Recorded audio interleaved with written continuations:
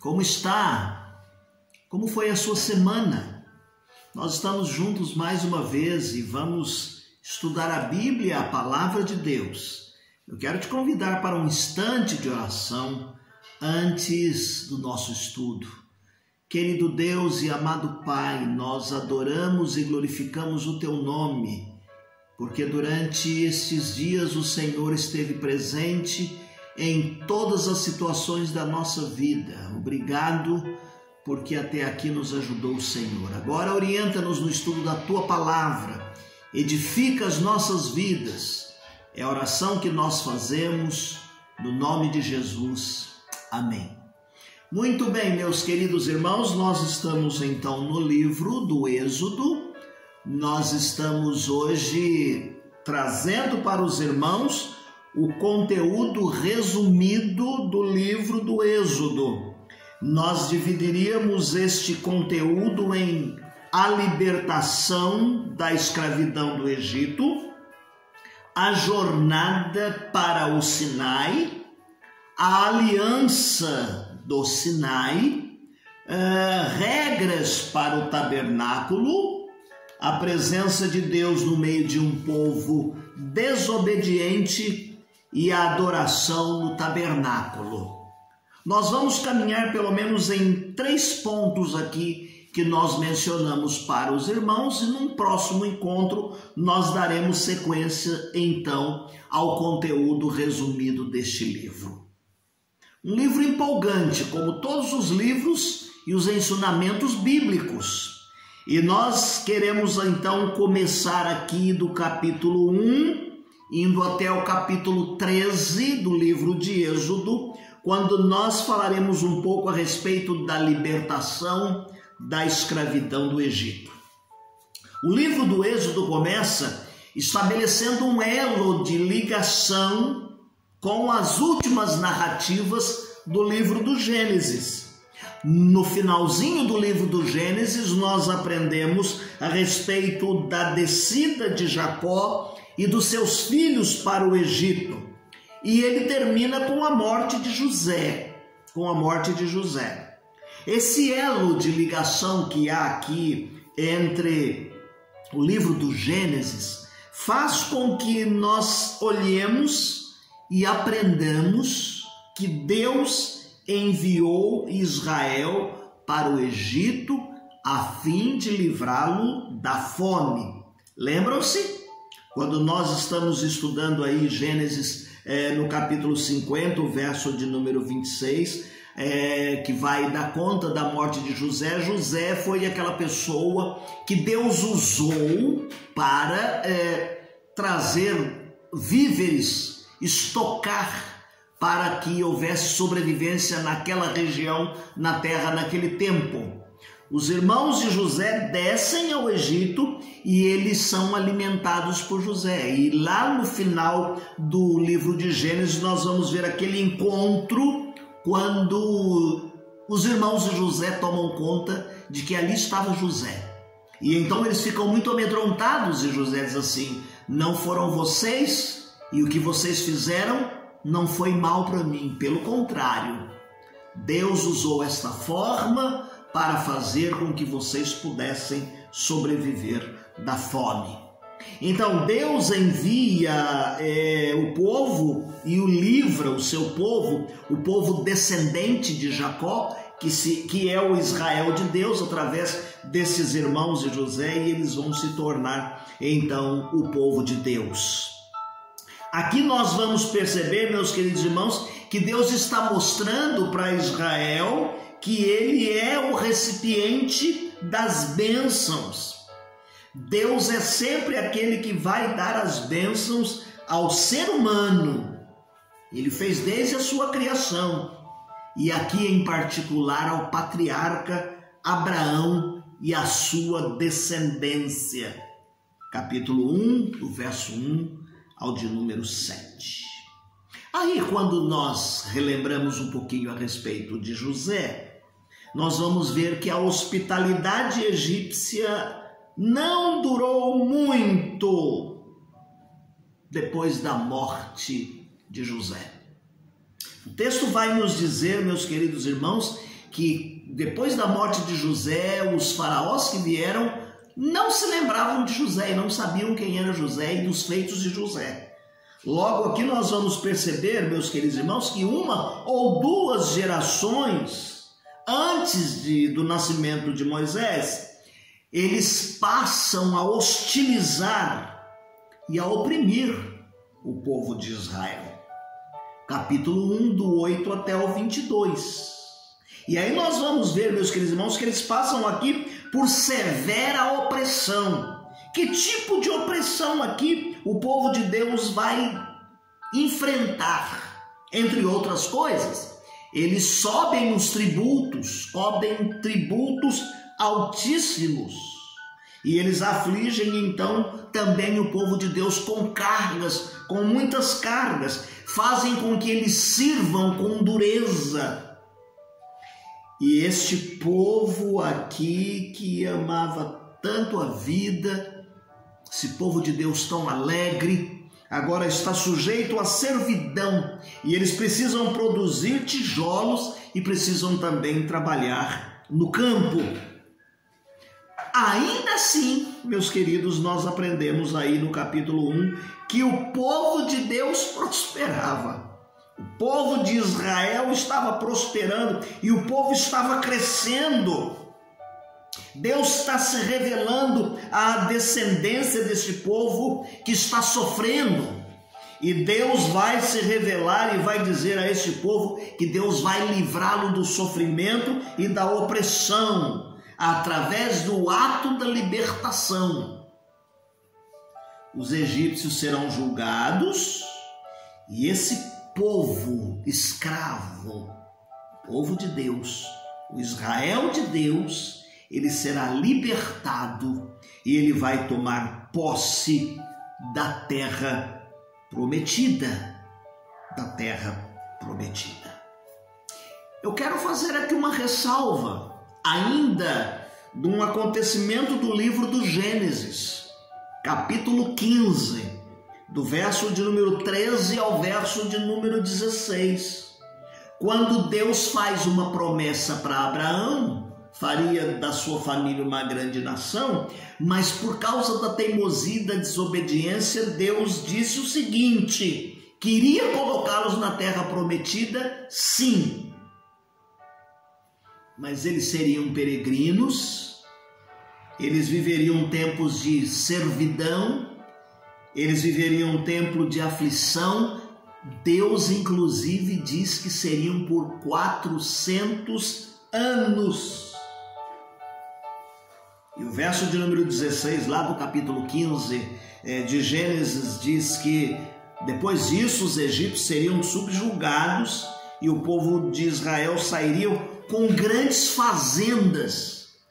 E nós vamos perceber depois da saída do povo da terra do Egito, eles saem riquíssimos, com joias, com ouro, com gado, para voltar para essa terra, mas demoraria 4 gerações.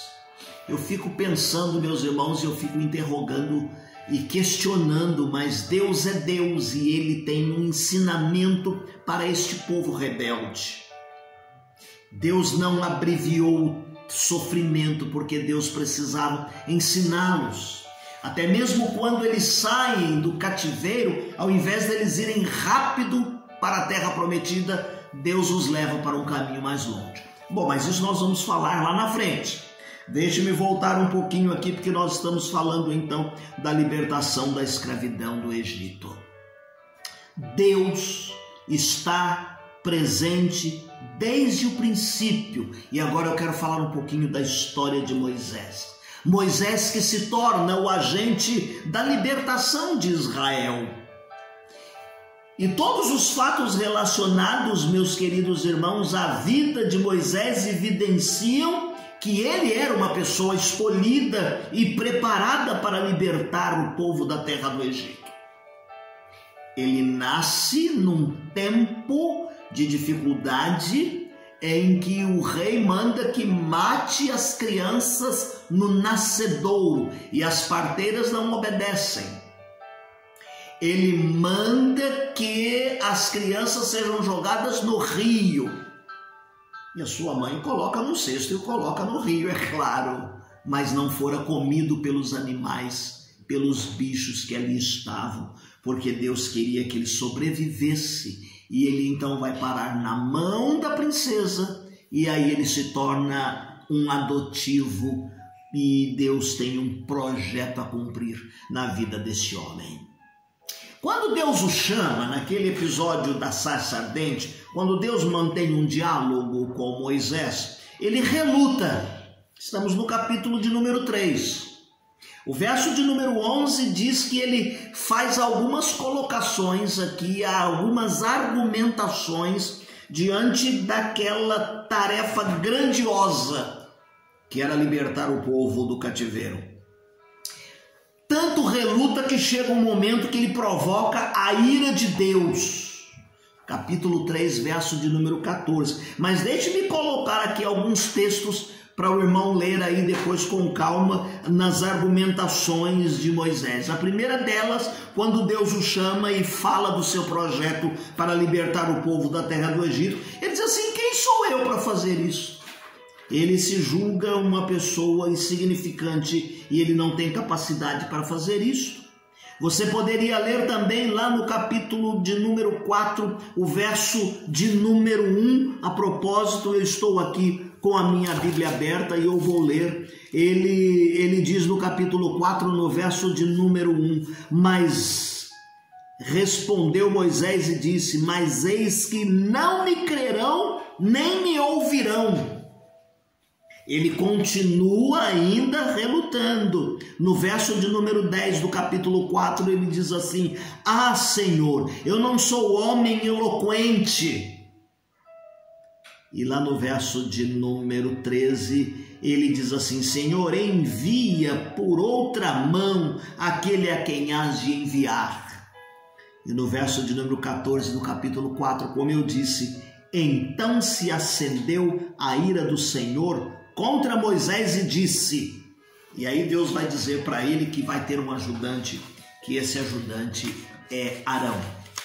Muito provavelmente nós faríamos argumentações, nós faríamos questionamentos diante de Deus, porque Deus está dizendo que ele vai não só tirar esse povo do cativeiro, como ele vai guiar este povo para fora da terra da escravidão. Muito provavelmente, meus queridos irmãos, ele magnifica, ele faz grande esse problema e ele se minimiza diante do problema, dizendo que não tem capacidade. A gente não pode esquecer nunca que quando Deus nos chama, Deus nos capacita. E se Deus chama alguém ou Deus quer alguma coisa da sua e da minha vida, é porque Ele conhece a nossa capacidade e até onde Ele pode nos usar. Aliás, se nós lembrássemos aqui o apóstolo Paulo, quando ele fala a respeito da pregação do Evangelho, ele diz que Deus escolheu as coisas loucas deste mundo para confundir as sábias. Vamos voltar aqui. Deus manifesta a sua presença a Moisés, lá na terra do Egito. De que maneira, meus queridos irmãos? Deus vai dizer a Moisés: vai lá com a vara e Arão que nós vamos fazer e acontecerão vários sinais. E esses sinais servirão para você convencer Faraó de que ele deve deixar o povo ir. Só que Deus faz uma ressalva. Deus diz assim que endureceria o coração de Faraó.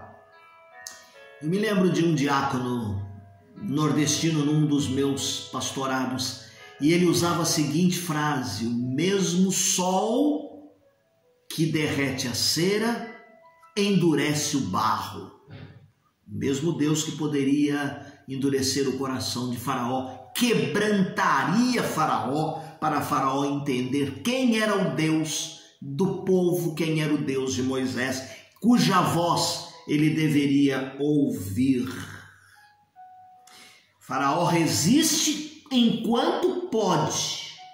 Ele usa de várias tentativas, até que Deus usa muitas pragas, e na última delas, as 10 pragas, que nós conhecemos e você sabe, a última delas é a morte dos primogênitos. Primogênito que cairia sobre os egípcios, desde os seres humanos até os animais. O povo de Deus foi isento, porque Deus mandou que eles marcassem a verga da porta com o sangue de um cordeiro que deveria ser morto, e o sangue deveria marcar. Quando a morte passasse, ele pularia a casa. E aqui prefigura a Páscoa, a libertação. Ora, meus queridos irmãos, Faraó poderia ter evitado tanto pranto, poderia ter evitado tanto sofrimento, a nação dele poderia não ter passado por tanto sofrimento se ele tivesse deixado o povo sair logo no início. Logo no início. E aí nós concluímos dizendo assim, que quando alguém desobedece a Deus, enfrenta as consequências da desobediência. Eu falei do endurecimento do coração de Faraó, e nós levantamos aqui o outro consequência, que foi a morte dos primogênitos, o primogênito dentro da sua própria casa. Agora deixe-me falar um pouquinho a respeito da jornada do Sinai. Estamos no capítulo 13. Nós olhamos aqui, meus queridos irmãos, e vemos que, e falamos um pouco da presença de Deus com o povo. Deus usando Moisés, usando a vara, Deus fazendo de várias maneiras, demonstrando a sua presença. Agora, na jornada para o Sinai, Deus vai se manifestar de forma muito mais poderosa. A sua presença poderosa e salvadora será percebida na vida desse povo. Se antes nós vimos aqui no finalzinho esse momento trágico da morte dos primogênitos, nós vamos glorificar a Deus com a saída do povo. Quando nós olhamos aqui o capítulo 13, nós vamos ver que a ênfase é dada à presença de Deus, e Deus vai se destacar de várias maneiras. Deus vai orientar Moisés a dirigir o povo, Deus vai guardar o povo, Deus vai proteger esse povo até o Sinai. Olha um dos exemplos que nós sempre falamos. No momento da dificuldade aparece ali a coluna de nuvem e a de fogo. E Deus guiou Israel desde Sucote, capítulo 3, verso número 20, até Etã, perto do Mar Vermelho. E naquele episódio, quando parece que o povo está encurralado diante do mar, o exército de Faraó atrás, e do outro lado é o deserto, quando parece que eles estão encurralados ali, Deus se manifesta com poder. E Deus disse para Moisés para que eles atravessassem o mar. E no meio do mar aberto, Deus faz o seu povo passar, como diz o texto, a pés enxutos. E depois Deus fecha o mar e faz submergir o exército egípcio. A jornada até o Sinai foi marcada por atos maravilhosos, mesmo diante da insubordinação desse povo. Deus é maravilhoso, Deus é amor, Deus é graça, Deus é misericórdia. Deixe-me enumerar apenas alguns acontecimentos aqui que se deram nessa caminhada, apesar da insubordinação deste povo. Deus manifesta a sua presença, por exemplo, trazendo provisão de água. Capítulo 15, 22 ao 37. Deus faz com que eles sejam alimentados com aves, perdizes, codornizes, carne. Deus os alimenta, capítulo 16, de 21 ao 36, é quando cai o maná. E eles colhiam o maná até 6 dias, e no 7º não precisariam comer, e o maná não estragava. Nos outros dias, colhiam só por um dia. E eles disseram assim: aqui está o pão que desceu do céu para alimentar esse povo. Novamente, no capítulo 17, Deus torna a dar água a este povo. Esse povo insubordinado, esse povo reclamão, murmurador, foi protegido por Deus de inimigos, de tribos hostis que habitavam no deserto. Capítulo 17, verso 8 até o 16. E de uma forma administrativa, Deus cuidou para que Moisés tivesse uma administração eficaz. Lembram-se no capítulo 18, de 1 a 27, quando Jetro vem visitar Moisés porque vê as coisas maravilhosas, ouve das coisas maravilhosas que Deus estava fazendo com esse povo. Jetro, que era sacerdote Midian, vem visitar o seu genro, e aí ele vê Moisés julgando aquele povo, Moisés sobrecarregado, e ele dá conselho a Moisés para dividir as tarefas com as pessoas que ele poderia contar ali na administração. Então Deus arruma até conselheiros, Deus dá até uma administração eficaz para que pudesse cuidar desse povo insubordinado. A contínua presença de Yahvé com o povo de Israel exige obediência aos compromissos assumidos pelo povo no pacto da aliança. E nós vamos parar hoje por aqui. No nosso próximo encontro, nós avançaremos. Eu gostaria de falar um pouquinho a respeito da aliança do Sinai, mas nós vamos deixar para o nosso próximo encontro.